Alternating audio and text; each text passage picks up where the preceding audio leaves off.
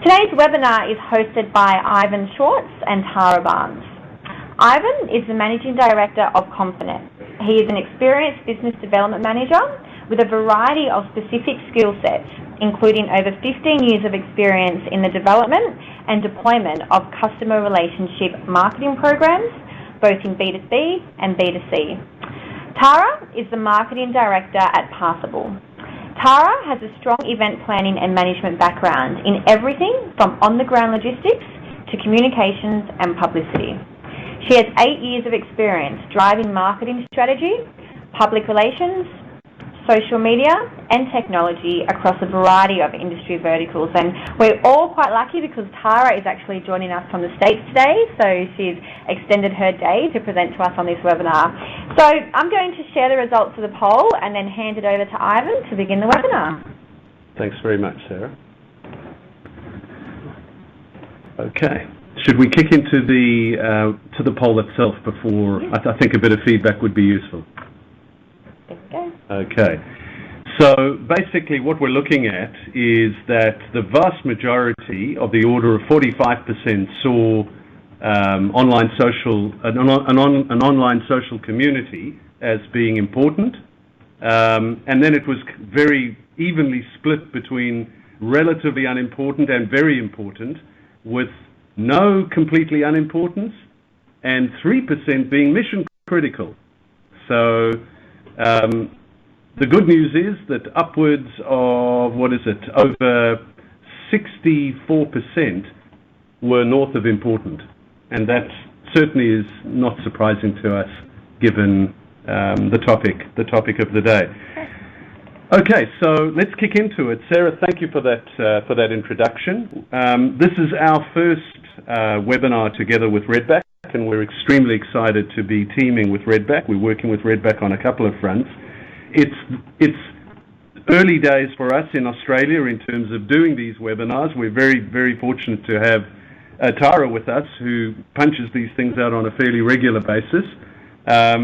So without much further ado, just to explain, by the way, before we kick in, ConferNet is Passable's exclusive licensee in Australia, and certainly we draw a lot of our knowledge and expertise from the real experience that Passable has had doing what we're only now pioneering in Australia in terms of private social networks, and drawing on the terrific experience that Passable brings to the table. So without much further ado, if I can hand this to you, Tara, and kick into the agenda for our webinar today. Absolutely. So hi, everybody. Thanks for joining us today.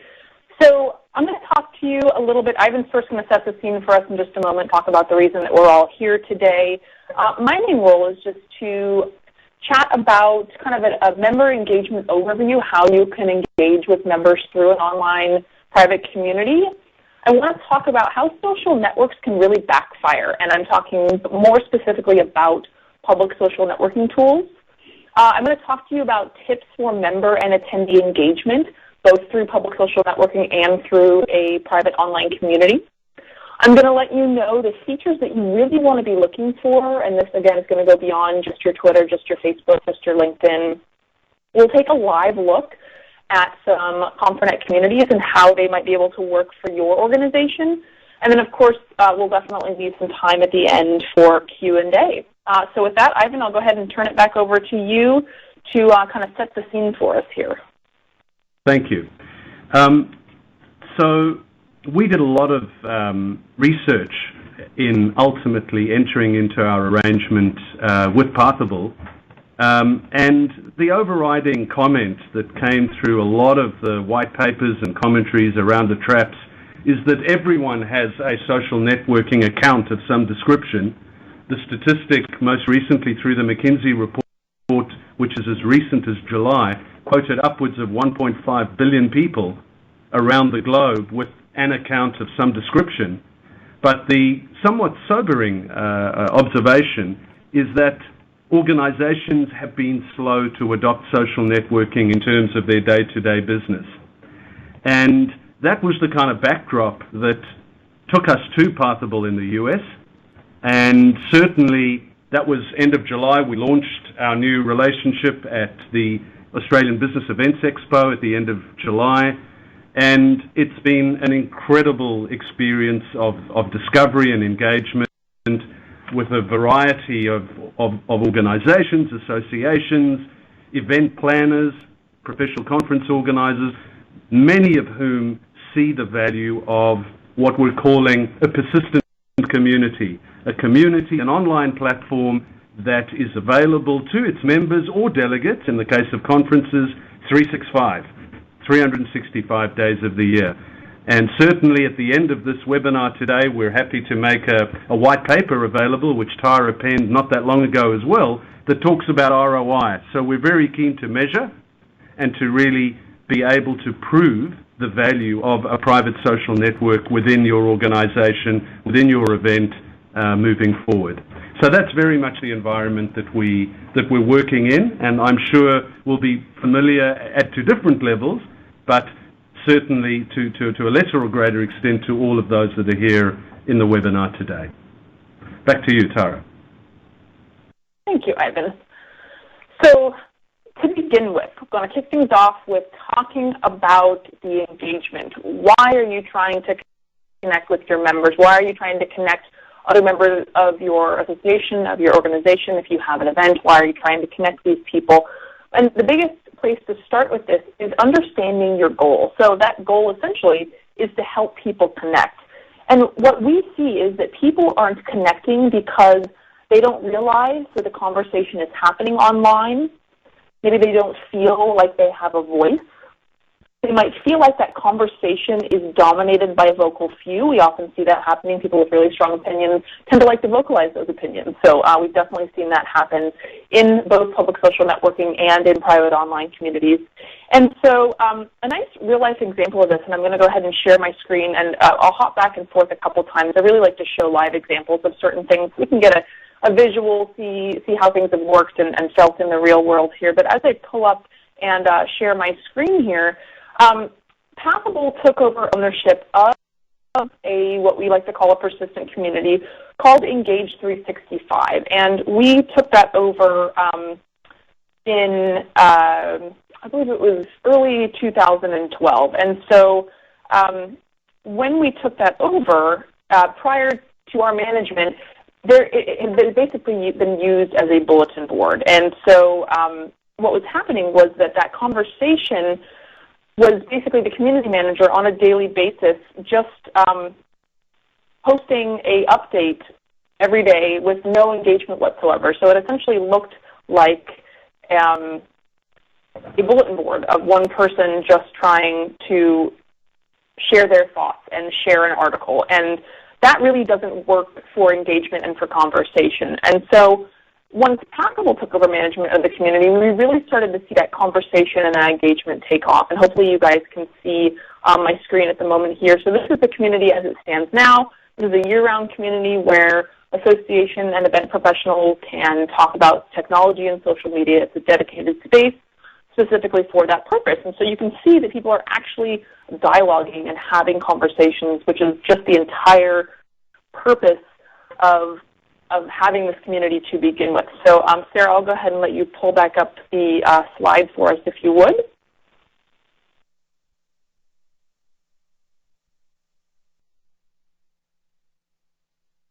Perfect, thank you. And so social media, public social media, things like Twitter, LinkedIn, Facebook, all of the myriad of tools that are out there and available today, they can blow up, they can backfire, they can do unexpected things, but there's some ways that this happens, and there are lots of things that you can do to prevent it. So what we've seen happen lots of times is that companies, associations, organizations, they will launch a bunch of different social media tools and then neglect them, or perhaps they'll use them for the wrong reasons, or maybe they just completely abandon them.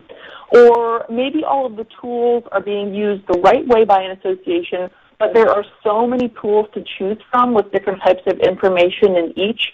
Your members can get completely overwhelmed, and they don't want to have to be seeking out information in 10 different types of places. So just kind of as a verbal example, I actually went to a company's website recently that had their recent tweets featured on their homepage. They had a widget that was designed to show their recent tweets, but their last tweet was actually over 160 days ago. So that's an example of how social media can actually make you look really bad. Social networks also need nurturing, but they also need guidance and control. So while you definitely don't want to be censoring your members, especially if they have valid complaints or things to talk about, you do want to avoid violent or harmful discussions that some kind of, we like to call them trolls, might be facilitating. This is where moderators can help start and keep conversations going, answer questions, really direct the conversation, and keep the use of your selected tools thriving. Social networking also really needs a lot of time to build and grow, so you can't just launch a community and expect your members to immediately jump on board. You really have to start introducing the community, announcing it, using and nurturing other tools, other public social networking tools in advance, so you can let your members participate, learn, and then start to derive that value. You can't just drop it in their lap and expect that they will know what to do with it. Social media, honestly, with low engagement and low use is truly worse than no social media at all. It just makes you look really, really bad.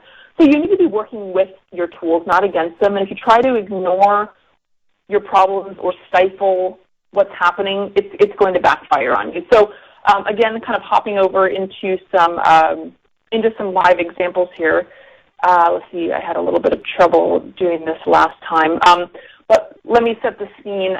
This happened here in the United States. There was an example of a musician who was flying on United Airlines, and he watched from the airplane as United employees were loading his guitar, and he watched them just toss it around like it was garbage. And his very expensive, very obviously crucial to his business guitar was destroyed. And so he watched this happening, helpless to stop it. And so what he did was he created this YouTube video in response to United Airlines' lack of response and consideration for his property. Look at how many views this video alone has, over 12 million views. This actually turned into him taking this opportunity into and leveraging it for a business. So he is now setting an example for how public social media and a lack of proper response and engagement from a company can just absolutely decimate the way that your public sees you, and really sets a precedent for how companies interact with their audience. So it's a really, really interesting example of how that works. Another way that social media can get out of control and kind of get away from you if you're not paying attention. There is an event here that happens in the United States in Austin that just happened this year, but this is a couple of years ago, called South by Southwest, and it's all about technology. And so this is back when Facebook had first come onto the scene, and this really popular interviewer who was known for her very casual, personable style, she was interviewing a notoriously tight-lipped and kind of hard to engage with Twitter founder Mark Zuckerberg. And so she was trying to get him to talk about what was happening, trying to get him to open up about Facebook and Twitter and all the different new emerging social media technologies. And I realized I said Mark was the Twitter founder. He's, of course, the Facebook founder. But what happened was that this moderator, this interviewer, Sarah, she was having a tough time getting him to talk about things. So the audience was getting really frustrated, saying, hey, talk about something interesting. And so it ended up being this Twitter revolt where people were using the hashtag for the event, talking about this interview, saying how she was absolutely butchering it. And what Sarah could have done better here to avoid this kind of meltdown, and she essentially had to turn over the interview and act as a moderator so the audience could step up and ask the questions that they wanted to see answered.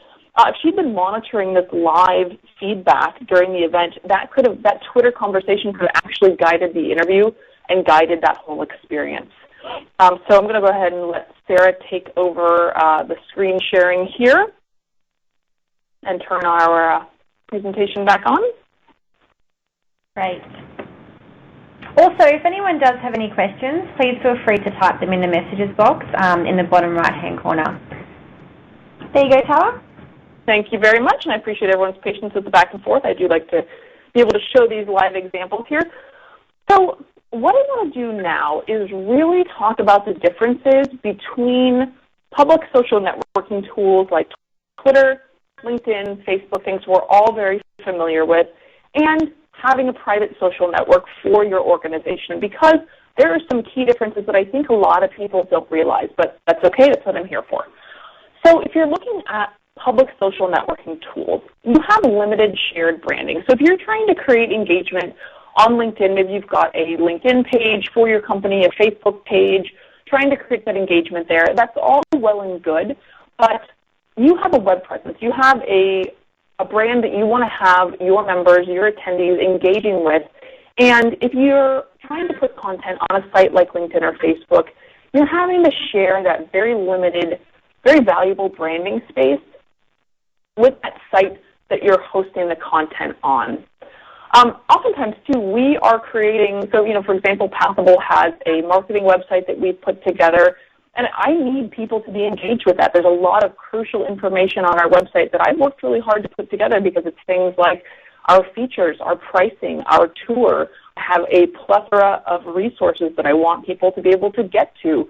And if I'm trying to get engagement and trying to get them to, say, RSVP to an event, or at least just sign up for a webinar, if I'm doing that on an external public social networking site, I'm separating my members, my audience, from this content that I really need and want them to be engaged with. The third-party accounts, what a lot of people don't realize is that if you, okay, I was just telling me that the screen sharing is not working from my end, so I'll just avoid that moving forward, and I'll make sure that I just talk about these things, not a problem. So third-party accounts, if you are creating content on LinkedIn or Facebook, your competitors, whether it is a competing company, if you're hosting an event, if you have a competing event, they can purchase ad space on your page on a public social networking site, and there is nothing that you can do to stop that. These sites are also collecting all of the data that, let's say you have an event, you're having someone RSVP on Facebook, they're collecting all of that data, and they're going to be marketing to these people for months and years to come, when you are the one who really needs to have control over that relationship. The personal-professional profile overlap, I think, is something that we can all really relate to on one level or another. So we all have different personas, different sides to who we are, and they're more appropriate at certain times than others. So, for example, you might have your at-home with your family persona. You might have your after-work drinks with your friends persona, or you might have your professional persona that you need to have interacting with other peers who you're looking to build a business relationship with. So think about the types of status updates, photos, articles that you might be sharing on something like Facebook. Would you really want those representing yourself to others that you're trying to build a professional relationship with? Just something to kind of think about, food for thought there. The third-party data ownership, so once you post content to a public social networking site, you cease to have ownership and control over that content. And then last but not least, these public social networking tools just do not offer the organization-specific value that a private social network inherently has. And of course, I will get into what those features are as I move through the rest of this presentation here.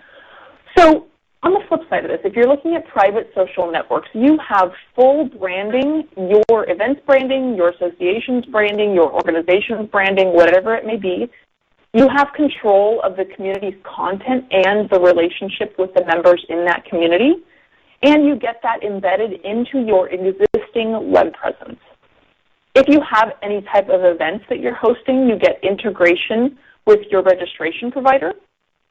Your members get a separate professional profile, and while this may seem like another thing that they have to fill out, it's actually an incredibly valuable thing because they are able to fully represent themselves as a member of whatever organization they are a part of, and really help tailor that profile to the specific people that they're looking to meet.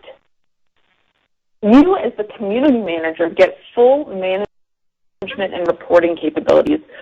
This is something that at Passable we're really working hard on just continuing to develop, because the more, and I even touched on ROI, and I just can't stress the importance of that enough, because as a community manager, as the host, as the owner of these relationships as you'd like to be, the more you can understand about your member demographic, who they are, where are they coming from, what are their particular networking interests, what groups are they starting and participating in, who are they scheduling one-to-one meetings with, what is their behavior, the more behavioral data you can get on your members, on your attendees, the better you can tailor all of your different programs, all of your different types of collateral, anything that you need to offer to your membership. You can better tailor that because you have insights into what your members are interested in and what's important to them. And then these private social networks, they offer that organization-specific value that public social networking just can't. So things like targeted groups, you can have those be private or public. You can have your members designate networking interests and connect specifically around those through targeted discussions. And then you, as the community host, get full control, again, over the content and that look and feel and that branding. And so what we at Passable have seen through our time and experience in the industry is that private social networks just get more engagement than their public social networking counterparts. So this is a really nice kind of apples-to-apples comparison here. This is data from an event that we powered back in 2010 for an organization called Meeting Professionals International. So they not only had a Passable community for their event, they had a Facebook page, and they had a LinkedIn page as well. So what we can see here is that about 100 attendees opted in to their Facebook page, about 200 to their LinkedIn, but almost 1,400 of their attendees opted in to use the Passable community. It was a really similar story through messaging. We had about 25 messages exchanged publicly through Facebook, about a quarter of that through LinkedIn, but almost 250 public discussions. This is not even counting the number of private messages that attendees were able to exchange with one another, but 250 public discussions were started and engaged with in the Passable community. So, moving on, if we're going to talk about the top 5 tips for member engagement. So the number one thing is that not number one in terms of priority, but the number one thing I'm going to talk about here is the importance of promoting your chosen tools. So kind of a bummer that I'm not able to share the live examples. Hopefully my just talking about them is a little bit more interesting. But you need to set the stage. You have to tell people what your official tools are. So if you have a private social network, you need to publicize that. You need to put that URL in all of your email footers and your collateral footers, in your PowerPoint slides, on your website. Let people know where to find it. I also suggest sending one dedicated message to your members about your chosen tools. You need to highlight what the value is for being involved in your community or using these various tools. You need to explain why you as an organization have implemented them. And then you need to give people a reason to engage. So don't just send out, hey, here's our new community, here's where to find it. You need to invite them to a call to action. Give them something to do. Give them a reason to come in and get engaged and something to engage with.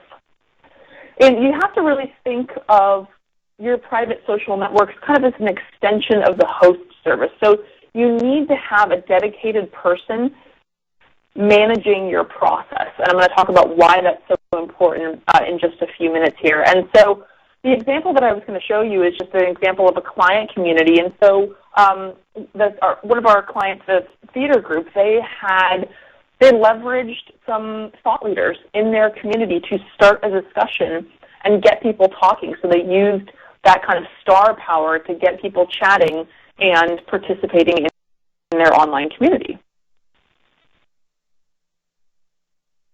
So the second thing that you need to remember is that you have to start that conversation. You really, like I mentioned earlier, you can't just create a community and hope that people are going to know what to do with it. So The example that I was going to show you is that, again, with the Engage 365 community that Passable owns and manages, when we took over ownership of that, I put out a blog post saying, hey, here's the new Engage 365, here's what you can expect, and here's a conversation to dive into to start talking about tools and social media and event technologies that are coming up in 2012. That's kind of how I kicked off that dialogue. Designating a person to be the community's voice, you have to introduce them. You can't just, again, throw them into the community and hope that people figure out that they're your community manager. You want to introduce them and have them also set an example for engagement. So again, we brought on a new community manager for Engage 365. Her name is Donna.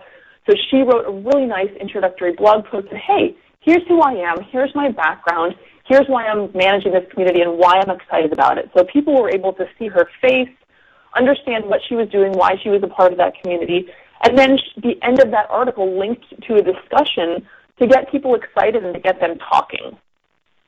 And so another thing that you can do, a lot of associations, organizations, I know Passable does this, we host a lot of webinars because we like this one, to be able to share relevant, timely information with our audience. And so what you can do is if you have people you're bringing on board to be presenters, or these can be other industry leaders, you want to kind of encourage them and incentivize them to create open-ended question posts about their webinar topic, about event topics, and then get them to respond to one another's questions. So again, setting that example for engagement. So, Hey Tara, can I just add something there? I was just thinking, with your election having just come and gone, I think there's no one that's used social networking better than your president. And if he can make time available for social networking, I'd like to think that in any organization's community, no one should be out of bounds. Absolutely. What do you say to that? Yeah. I completely agree, yeah. And certainly I'm sure that he's got a team of people working with him on his public social media presence, but the point is that he's doing it well, in the sense that he is taking time to respond to things and obviously making his voice a very personable one, which I think is another really important point. People don't want to feel like they're engaging with a robot. They want to feel like there's a human being behind that computer screen, and I think that, yeah, certainly President Obama does that quite well. Yep. Yeah, thanks for that, Ivan. Yep, no, absolutely. I think, in terms of events, I think the call to speakers at an event to actually become moderators, or at least contact points within a community, I'd like to think that someone who is getting the limelight within a given conference or event would not have too many objections to hosting a discussion on a community. What's been your experience with something like that?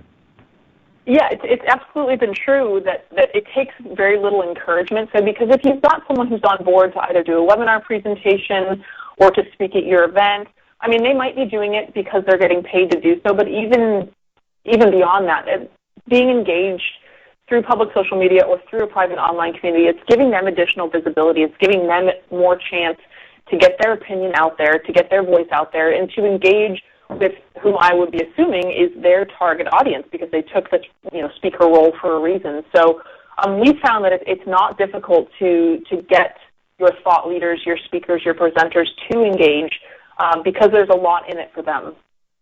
Absolutely. I guess you're removing some of the barriers, and they shouldn't be scared of that, I would like to think. Yeah, absolutely. I mean, so with a private social network, you're not revealing any types of personal data like a phone number or an email address. So the risk level for someone, if they were a speaker who didn't want to have, be bombarded by emails or phone calls from someone who was attending their session, for example.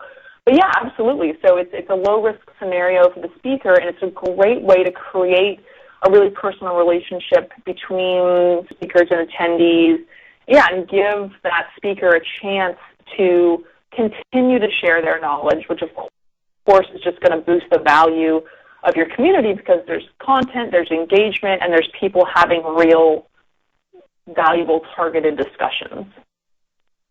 Absolutely. Yeah, great point, Ivan. Thank you. So moving on to using your chosen tools to communicate with your audience. So you have to give them reasons to engage. So I mentioned this if you're sending out a targeted email to folks explaining what your tool, your community is about, but you have to outline what's in it for your members. Are you going to be pushing out specific content over certain channels? Are you going to be giving real-time updates? You have to let them know why they should be paying attention.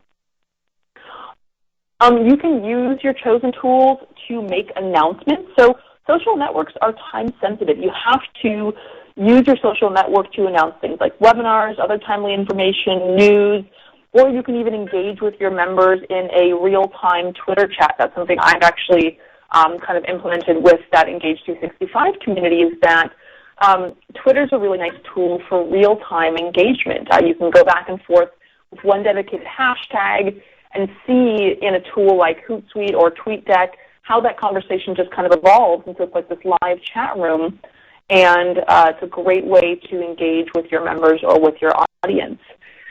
And you can also offer your members a really nice way to kind of break the ice. And so one fabulous thing about private social networks, whether it is specific to an event or if it's just for an association or your organization, you're connecting people from around the world, from around the country oftentimes. And so they may not have met one another face-to-face. So even if that is not actually happening, maybe you're not converging in one place to actually meet face-to-face, people want to be able to connect with one another, want to be able to find people with shared interests.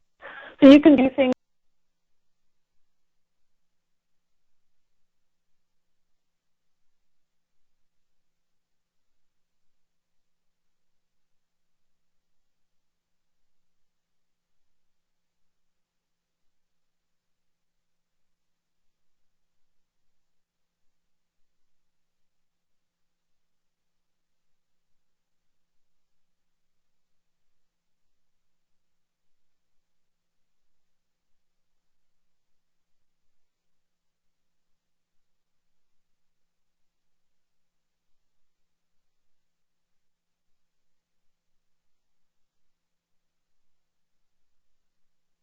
like pose a question via your assistant. For example, and we actually, it looks like since the screen share is not working, the last part of my presentation is showing the live tools may not work.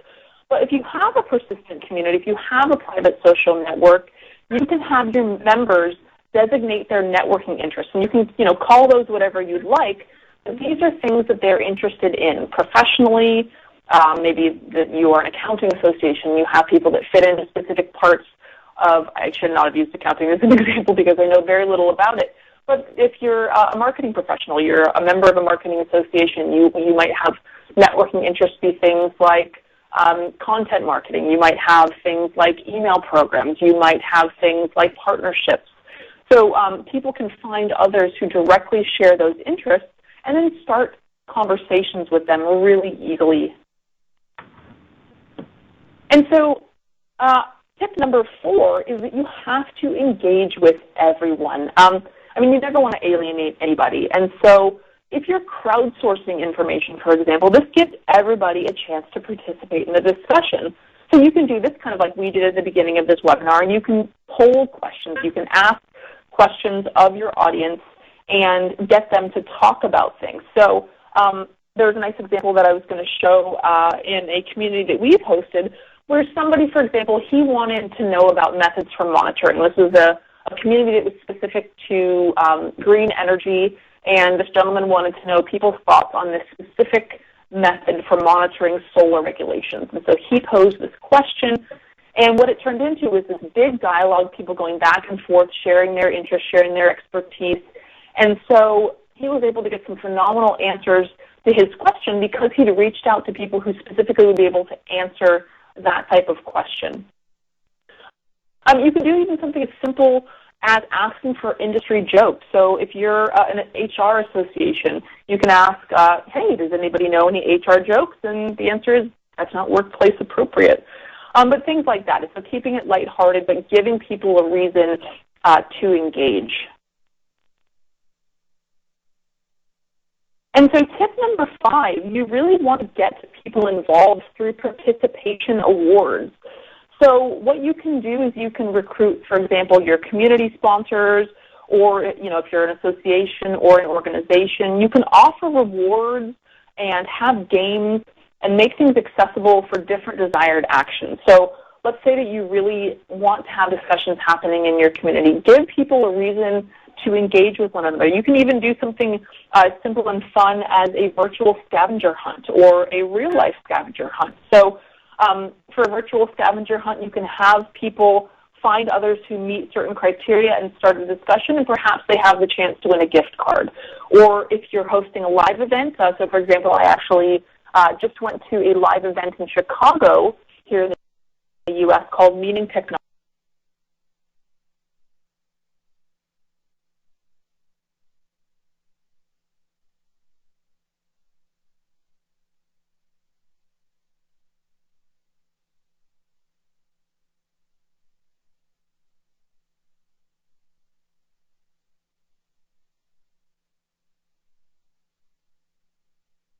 And so what I did is I created the and real-life scavenger hunt that encouraged attendees to find 5 other people and take a photo high-fiving and then tweet it to the event's hashtag.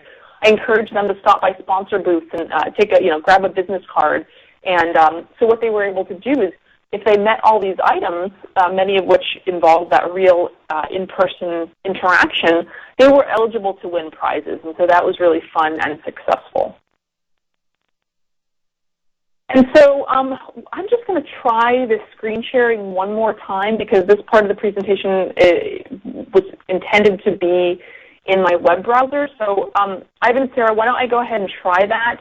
And if I'm unable to, if you're unable to see my screen, just let me know and we'll skip this part. We're just going to have a go.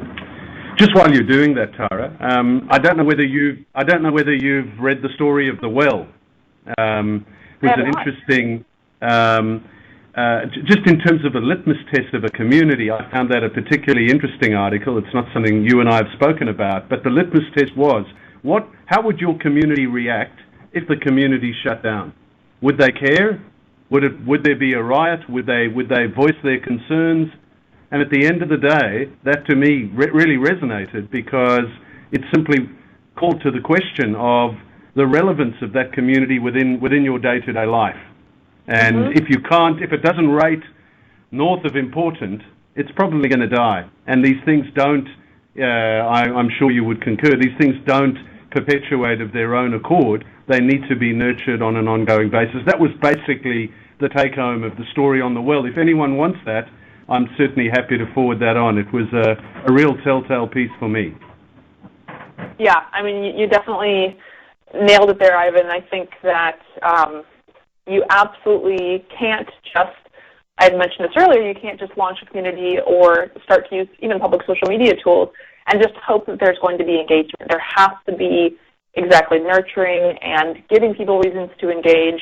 Because, yeah, if you ask yourself the question, are people going to pitch a fit if this community disappears tomorrow? And if the answer is no, well, then you need to look at what you could be doing better to better facilitate engagement and networking and see how you can get people involved.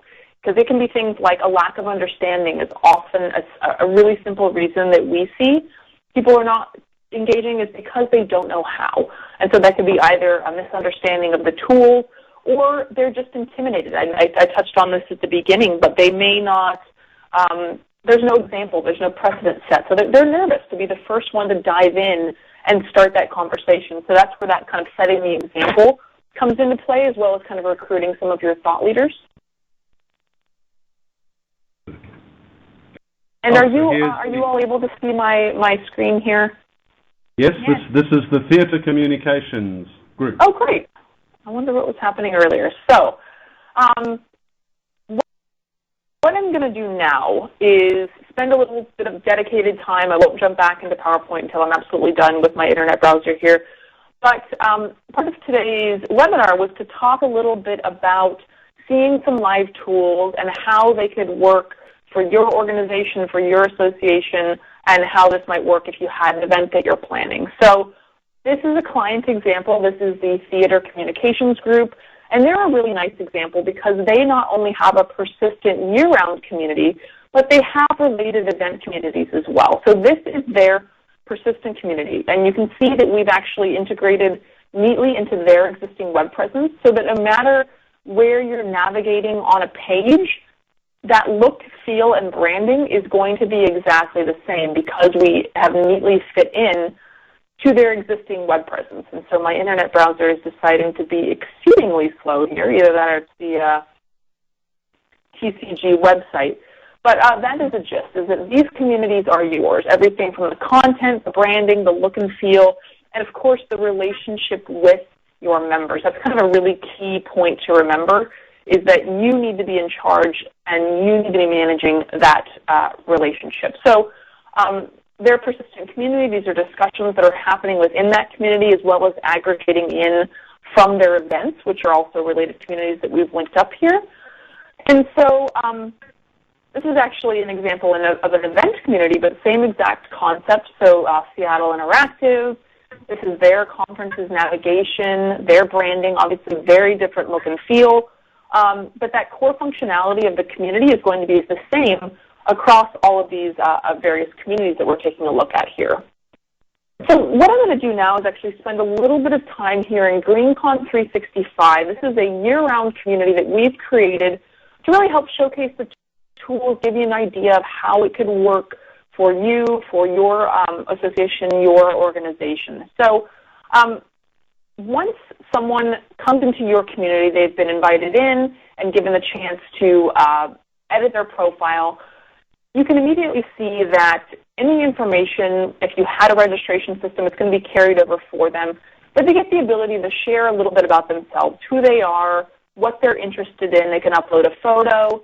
But the networking interest is really where we start to see the value of these tools come into play. So as a community host, you can actually create this predetermined list for your members. If you know that there are certain things that they're going to be interested in, you can make this list for them so it's very easy for them to click and add these to their profile. We also offer the ability to enter this free form. So for example, there might be things that I would want to connect to about people on. So I'm a director of marketing for software companies. So I would probably want to add marketing to my profile just so on the chance that there were other people in this community that also were in marketing roles, I could connect with them, talk with them about best practices, just really share information professionally. These member profiles also give people the chance to just kind of free form, talk a little bit about who they are, why they're in your community, who they're looking to connect with. They can enter their Twitter handle, which is just creates a really nice, well-rounded representation of who they are in the online space. And then they can share any relevant URL. So here I've chosen to include our corporate URL. People might want to include a link to their blog. If someone actually chose to include a YouTube video, actually embed that video directly into their profile. And what we get is this really nice visual representation of a member online. And so you can see here that I also have the chance, before I finish creating my profile, to tweet it. So this helps you kind of enlist your members as your as a guerrilla marketing team, if you will. Helps you spread the word. They're saying, hey, come find me in this community. Of course, if you have a community that you don't want publicized, this feature is something that does not have to be included. And so what we can see is that now, once I've finished with my profile, it's this really nice, friendly representation of who I am as a member of the community, talks about my tweets. You can see things that I'm interested in, and gives you a nice way to learn more about who I am and what I'm interested in. And so these networking interests, they enable your members to really start a conversation and get a conversation happening with people who have specific interests. So for example, if I wanted to know about solar regulations in California, what I can do here is pick from this list of networking interests here on the right. I'm just picking people who I think can really help address my questions. So I feel like these people are a good fit, and what I can do is start a targeted discussion with these people. You can see here the count of all of the different people that have this networking interest listed on their profile. So I'm starting this targeted discussion with just these people so that I can get relevant answers to the questions that I have and start that dialogue. Your members also have the ability to see who from their existing social networks is also a member of this community. So this is a really nice thing. If you have in-person events, or perhaps you have people who might have connected via other social networking tools, they can now see how these people are incorporated into your specific community. So for example, Michael is a LinkedIn contact of mine. He's someone that I've exchanged a couple of emails with in the past. But now that he's a part of this GreenCon community and perhaps there's an on-site event that's going to be happening, I can go ahead and send him a message through this community, add him as a contact, and really get that targeted conversation happening in this dedicated space. I was starting that discussion, and in the discussions area of a community, that's where all of this aggregates. So this is really nice. Whether you have just a persistent community that is specific to your organization, if you have related event communities that you want to have funnel those discussions into your persistent community, all of them are going to aggregate here in the discussions tab. So I can filter them by group, and I can just see all of the conversations that are happening in this community and how people are connecting with one another. So you can see here that people started conversations specific to a session. Obviously, I started a conversation specific to a targeted networking interest. And all of that conversation can happen here with people seeing names and faces and easily being able to click through and view people's profiles, really seeing who they're talking to. Groups are a fantastic way to really help your members connect and interact. So the way these groups get set up is very flexible. So a member can start a group based on a shared tag, and it's easy to join or leave any specific group. And you can see here that within a group, people have the ability to start targeted conversations. They can upload and share materials, and it's really nice to create that collaboration opportunity between your members, or if you have an event community, between your attendees, between your speakers, between your sponsors. And these groups, as the community organizer, you really have a lot of power about how you allow these groups to be set up. So just kind of inherently within the tool, you have a member might have the ability to start a group that can invite someone as they're setting this group up, and they can be public, so anybody can just see the group listed here on this list and join or leave them at any time. A member might be able to start a private group that is invitation only. In other words, it would show up here in this group list, but you'd have to request an invitation to join. We also support the ability to have a completely hidden group. So this is a really nice feature if you have a board of directors, for example, that needs to be able to have an online conversation that's not visible by anybody else. It's also very nice if you want to have a staff group, the ability to have conversations within this community. It's a very nice way to do that with the hidden groups. And so just like other social communities, you have an inbox, the ability to have messages, and other ways to keep track of who you're communicating with within this online private community. And so that's the gist of all of the tools available to you via the persistent community. And all of this is accessible and available via any modern mobile device. So all of the functionality that you're seeing here in the online community, in a desktop version as it were, is available in mobile format in a mobile web application. If you're not familiar with that term, what that means is that there's nothing to download, nothing to install on your phone, nothing to hunt for in the iTunes store. It just runs right in your mobile phone's browser window, and you get that full, rich functionality of the desktop, but people are on the go, so they want to be able to access these conversations while they're out, while they're taking public transportation. Please don't use it while driving. But it's just a really nice extension of your community, giving people the option to stay connected while they're away from their computer. So with that, Sarah, I'm just going to go ahead and have you pull the slides back up, and we'll wrap things up in this last couple of minutes here. Great.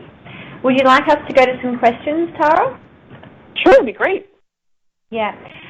So just while we're almost at the 1 o'clock mark, we're just going to answer some questions that have come through. And the first one's from Chris. So what's the difference between member profiles, forums, and private workspace that exists on our current site compared to a private social network? And not quite sure if that little demonstration may have answered your question, Chris, but maybe if you can just elaborate, Tara? Yeah, well, I mean, to me the question sounds like this person's looking for differences between what they currently have and what ConferNet offers, and I actually wouldn't feel comfortable speaking to that because I don't know what they currently have. But I would imagine that my little demo there did answer what's currently available. So maybe, Chris, if you'd like to elaborate on what you have now, or if you have specific questions on differences, we'd be happy to speak to those. Great. And also in regards to the app that you were talking about for a social networking site like this, do they have it available in Android? Yes.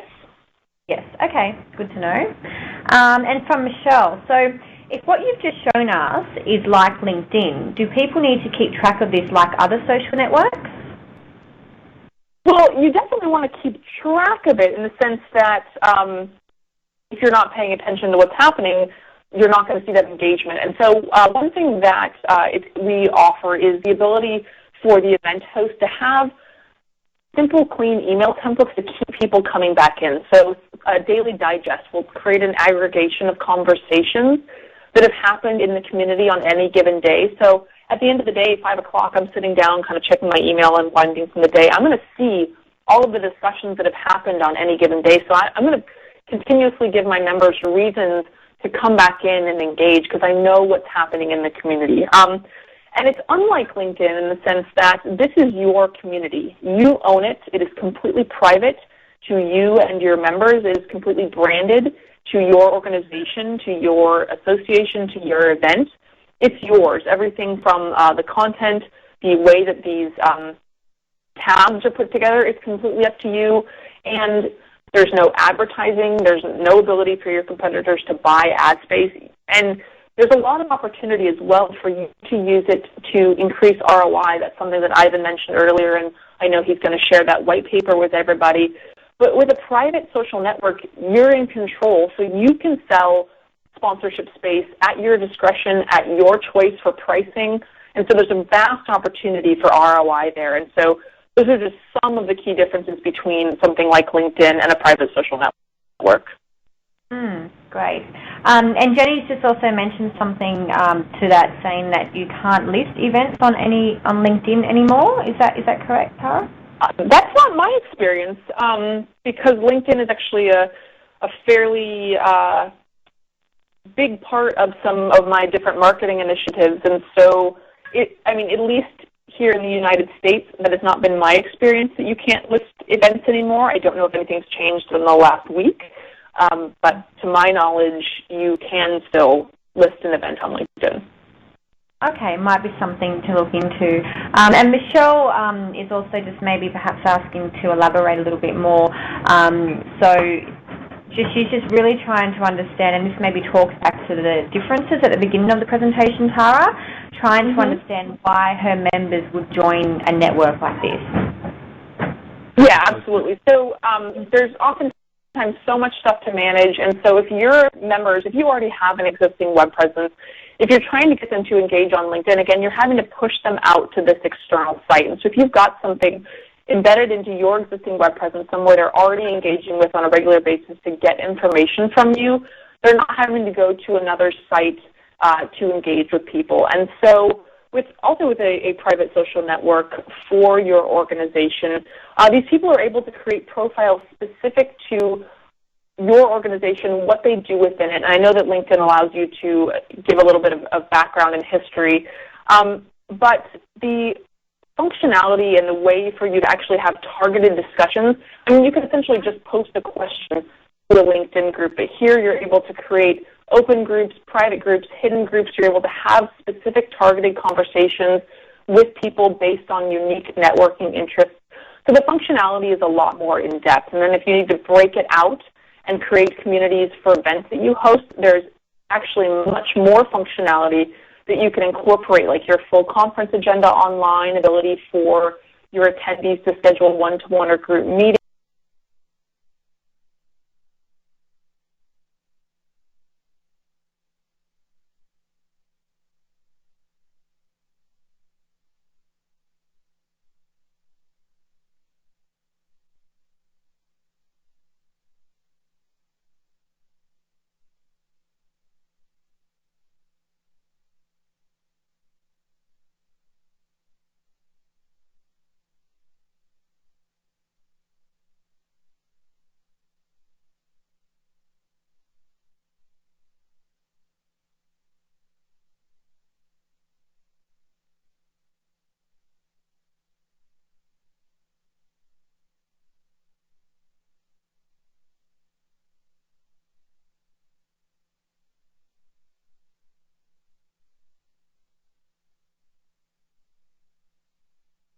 might be needed into that.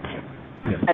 But it kind of speaks again to the importance of having a private social network, because if you were using LinkedIn for events publicity in the past, again, you separate your members from the content that you need and want them to be engaged with. And so if you're including vital information within your existing web presence, that's going to be a lot better for you, because you're keeping folks where you want them to be, which is engaged with your content and not pushing them to an external site. Excellent. And just on that as well, from the report side of things, Chris has asked if you can, are you able to show us the back end, so the tracking or analytics, if there is any? I can, yes, I can try to do that. What might be easier is just kind of in the follow-up materials is to include some screenshots, just because that screen sharing was being a little finicky earlier, but I'd be more than happy to show you what some of the back-end tools look like, and with the understanding that there's going to be a big rollout happening in the next couple of months, offering even more in-depth kind of behavioral analytics, and so I can show you some screenshots of that, but I think that'd be best to actually include in the follow-up if that works for everybody. Yeah, absolutely. And just also, just a little earlier, just before we're heading off, so Jack has asked for some comments. So they are a national professional body that has various regional branches throughout Australia, so state committee for large states that like to conduct state conferences. And he sees ConferNet or something similar as a possible event that is cost-effective with travel and accommodation costs being avoided. What are your comments on something like that? I mean, it sounds absolutely like an ideal fit. I'm sure Ivan can speak to this as well. But yeah, absolutely. So what we've seen is that in terms of cost, the price point, as far as I'm concerned, especially compared to something like a mobile web application, a lot of companies are mobile. Everyone's talking about mobile. They think that they have to have a mobile web app or a mobile application, whether it's specific for their organization or for an event. And obviously, we feel that mobile is important, but the cost of just a mobile application alone can be anywhere from $8,000 to $30,000, and that's pretty extravagant. And so mobile comes included with the cost of every community here, and so it's just a really nice inclusion that we feel confident and happy to offer. But yeah, absolutely, for a national professional body that has branches throughout Australia, a community like this is going to be a great way to bring people together, to have them be able to self-identify. As a community host, you can make it as customized as you need to in terms of how you want to be able to bring people together. So you can create categories, you can create regions, if you want people to be able to connect with others under certain types of job titles. How you put that together when you're setting up your community is completely up to you. But we've seen a lot of people use the community in that way to bring people together and help them find others, again, from their area, from other areas, and within their specific kind of professional roles. Yeah. Can I just add one quick thing there? I was talking to one of the larger chambers of commerce recently, and they're very excited about, he called it, you wouldn't quite get this, I don't think, Tara, he called it the Channel 9 cricket model, where potentially those that are in the city in which the event is on would be expected to attend in person. But for all of those that cannot get on an aeroplane and cannot get away, busy professionals, lawyers, doctors, and the like, here's an opportunity for them to engage in the community, potentially even have the event delivered to their PC, but certainly to extend the reach enormously by providing engagement online, where previously it was only physically in person, by pitching on the day, by getting on an airplane, potentially from the US to Australia, 26 hours or whatever it is. But certainly the way of the world, we're not talking about replacing in person, but we're certainly talking unapologetically about extending, and at the end of the day, from an ROI perspective, to be able to double, triple, or quadruple the number of attendees through online engagement is really kind of the future, and something that shouldn't be seen as a threat, but really an opportunity. I don't know, Tara, if you have a comment out of the US on that. No, I couldn't agree more, and you absolutely, that's something that I speak to quite often, and I think that I have nothing to add because you put it perfectly. Great. Okay. That brings us to 1 o'clock, so we've actually taken up the whole hour. So before I hand over to both Tara and Ivan to wrap up the webinar, if you do have any questions that weren't able to be asked today, feel free to let us know. We will be sending out an email, like I said, within 48 hours, and that will include a recording of the webinar, as well as some additional documents that Tara mentioned. And apologies for some of the intermittent audio issues today with the internet cutting in and out. All our all the audio from the conference and for the recording is taken from the teleconferencing bridge, so rest assured the recording will be perfectly fine and all those gaps will be filled. On behalf of Redback, I'd really like to thank both Tara and also Ivan for today. I think it's great to see what other social networking tools are out there, and having a demonstration of product live in action really is a bonus, I think. So thank you once again. Second last webinar for the year, so it's creeping up on us slowly, but hopefully we'll see you all at the last one. And I'd like now to just hand over to either Tara or Ivan. I'm happy. Yeah? Okay, thanks guys. Okay, well listen, thank you very much all for attending. It's been terrific being part of this with Redback. Certainly on your screen you'll see my contact details here in Sydney. We work very closely with Pathable in the US, and certainly as new material comes along we're happy to share that with you. If there's a call for a webinar for your own team, you want to see the functionality of the platform in action, we're happy to set that up as a separate exercise if you would like, but please do, as Sarah said, we will be following up with a little package, including some of the material we've spoken about. But if you have specific questions that you want to keep the discussion ongoing, then feel free to contact us. And if we don't know, we'll go to the US. We're not scared to say we don't know, and certainly look forward to picking up the discussion with you. Excellent. Thank you. Thanks, everybody. Thank you, guys. Thanks, Sarah. All the best. Bye. Take care.